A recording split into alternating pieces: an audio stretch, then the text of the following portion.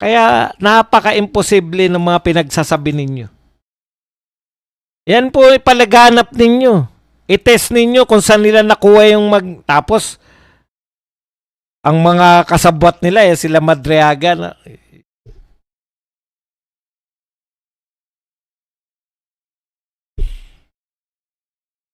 Sa madaling salita, ang mga magnanakaw po, walang pili yan. Kahit saan po pwedeng magnakaw. Ano ba naman yung bulungan niya si Bunuan? Bunuan, sabihin mo dyan sa Yusek mo na sino yung tumalon? Isama ako sa NEP 100 billion ako dyan sa NEP. Bigyan nyo ako riyan. Kahit hindi ko na makita yan, kahit saan nyo dalhin, basta yung porsyento ko, 25. Meron ba nagsabi na dinalan po namin sa bahay niya sa Davao City, hinilikapter po namin yung baso-basura, mali-malitang basura. Wala ni isa nagsabi. Kaya ang hirap nyong papaniwalain na magnanakaw si Sara Duterte. Maraming nagmamahal kay BP Sara, nag-sponsor ng mga matitinong may pera. Oras na para buksan. Ayan. Sa 2028 na lang mag-imbestiga. Sayang pera, sarsuela lang naman. Mga viewers, pindots, more likes. Yusek Cabral yung tumalon. Yan, si Yusek Cabral. Ang dali lang po sabihan niya ng Vice President, hindi po papalagyan. Bigyan mo ko riyan sa NEP ng 100 billion. Saldi ko, bigyan mo ko rito na insertion ng 100 billion dyan sa mga insertions nyo.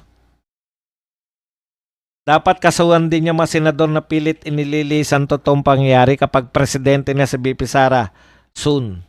In short, DPA si Mary Grace Piatos, which belongs to Code 30T as undercover agent. It is usually used inside syndicate or terrorist group like NPA. Duterte lang ang ginagawa ng mga songs. Huwag kayong magbulag-bulagan. Unless, meron kang sariling resibo dyan sa ilalim ng unan mo, ipakita mo sa idol mong politiko para di naman sila nagmumukhang tanga sa mga paratang nila. Kaya nga kita nyo, ayan nakakaawa si Redon. Kung hindi pa rin po kayo naniniwala, ito po ang sinasabi ni Redon hanggang ngayon. Kung may alam si Mr. Madriaga tungkol sa bogus na pangalan, panahon na para mailad dito at magkaroon ng linaw para magkaliwanagan na, lalo't hindi ito sinasagot ni Vice President Duterte. Imagine niyo, gusto nyo pa palang ang sumagot o magbigay pa ng ebidensya sa inyo. Si BP Sara pa ang gusto nyo magbigay ng ebidensya. Okay. Boss, sabi ni Auntie Claire, anak siya artista, tatay niya ba Carding Castro? Kaya siguro puro siya bunganga. Sino ba si Carding Castro? Tatay ba dong kung magnanakaw si Inday, dapat noong panahon ni Tatay Diggs para protektado? At saka bakit siya tatakbong Vice President? Kung ang purpose nila, alam niyo po yung magnanakaw, iba po utak ng mga yan. Gagamitin nilang posisyon sa pagnanakaw, pwede naman siyang maging presidente, automatic.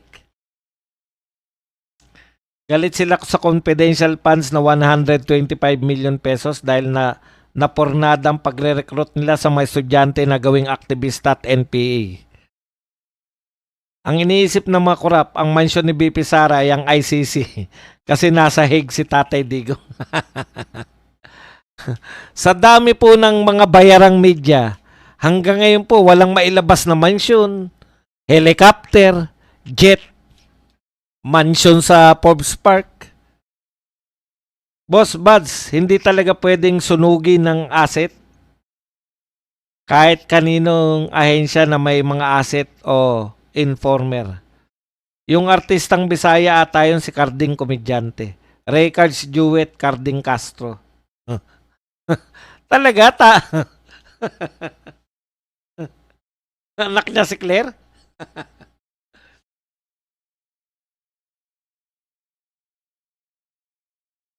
Boss, ingat sa salitang sausaw at nanonood si Father Flavi. Siguradong panonoorin na naman niya skandal ni Dilima. Dito naman tayo. Siya na nga mismo nagsabi na nangurakot sa siya. Di mo ba alam? Hindi ko po alam. Na si BP Sara na ang nagsabi raw. Kita mo? Hindi namin pala alam. Buti pa kayo, alam nyo na umamin na raw si BP Sara na nagnakaw siya. Ang gagaling talaga nitong mga loyalista na to. Tatay Badong, kung nagnakaw ang mga Duterte, kailan pa nila gagamitin yung pera? Mga walang katuturan. May nagsabi kasi niyan eh. Sabi, syempre tinatago muna nila yung mga ninakaw nila.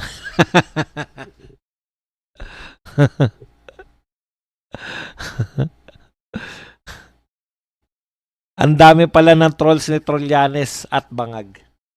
Boss Buzz, malala ko lang kaano-ano ni Ridon si Ben David. Alam niyo po si Ridon, ano po yan, sikreto po yan, no? Si Ridon po ay hindi po pinanganak. Dalawa lang po yung hindi pinanganak. Yung isa po si Jesucristo na Immaculate Conception, di ba? Ay pinanganak pala pero hindi po sa normal na paraan. True Immaculate Conception. Si Redon naman po, ano po yan eh? Si Redon po ay kate.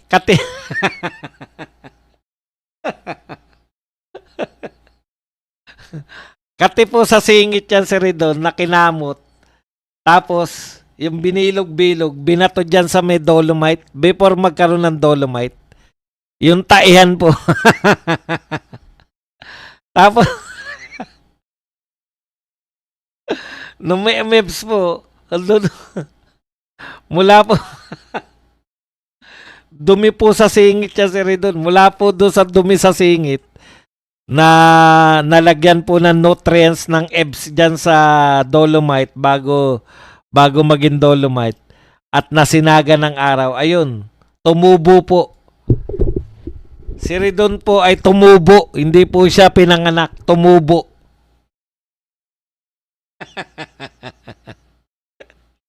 Nasinaga ng araw. Tapos naulanan.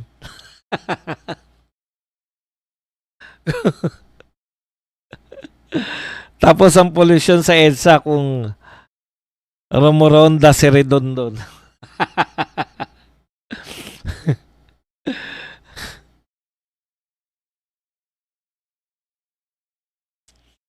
Boss, napag-alaman sa isang sumasagot sa mga kalokohan mo. Ay, pasensya na po sa mga nanginginain. Pinapaliwanag ko lang po kung ang alamat ni Redon. Atas ng higat si Redon, isa siyang singaw. Buni. Yan. Buni. Basta lahat ng Makati. Pwede rin siyang isa pancharya dyan, yung langib siya ng galis. Langib sa galis sa tumbong. Tapos binato dyan sa dolomite. Nataihan. Tumubo.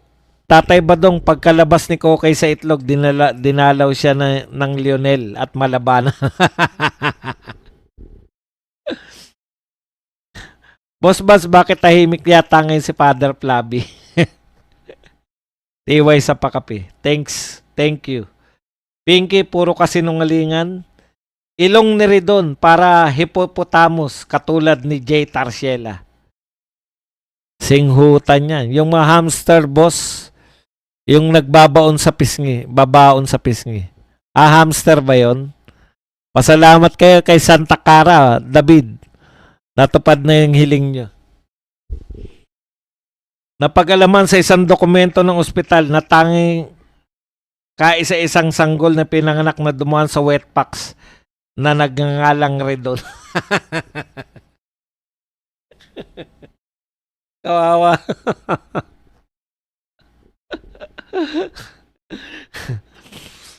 Yung dumaan po sa wetpacks, kambal ni Redon yun.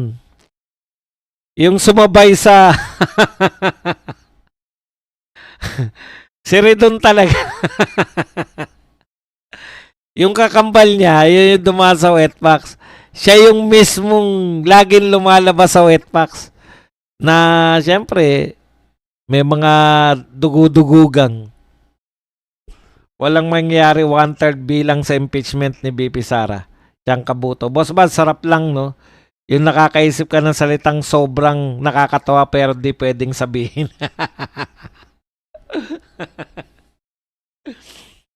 Napaglalaman sa isang dokumento, ban daw sa bahay nila Koke yung vacuum cleaner niya. Ma, si Redon matindi po yan eh. Naghahanap siya ng shortcut para mapabilis na maibigay sa Senado yung impeachment trial. Pucha, sisinghutin niya lang. Diretso na sa Senado.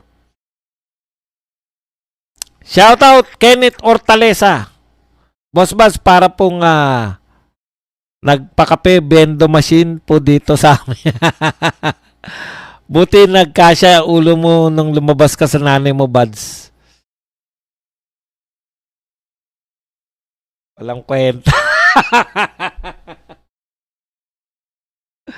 Pag bubusina kasi kayo, sabihin nyo, magpapatawa ako. Ganun, para naman ihanda ko sarili ko.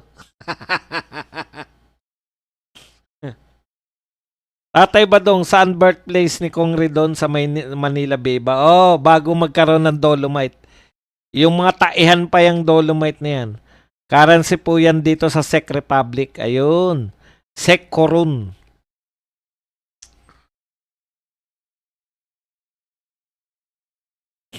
Malapit na New Year, February 14, Boss Bad, saan ka magpapaputok?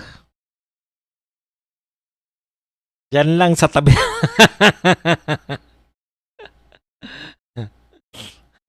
Boss Bad, may pinatay na high-ranking PNP official sa Davao City.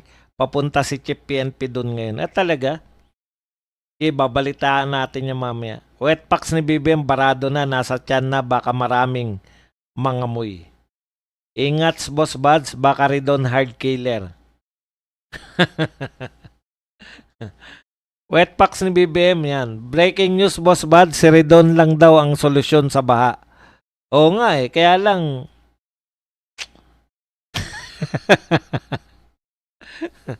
pumping station, maglalagay po kayo, yan po yung proyekto ni Ridon, maglalagay siya ng pumping station sa ilong niya.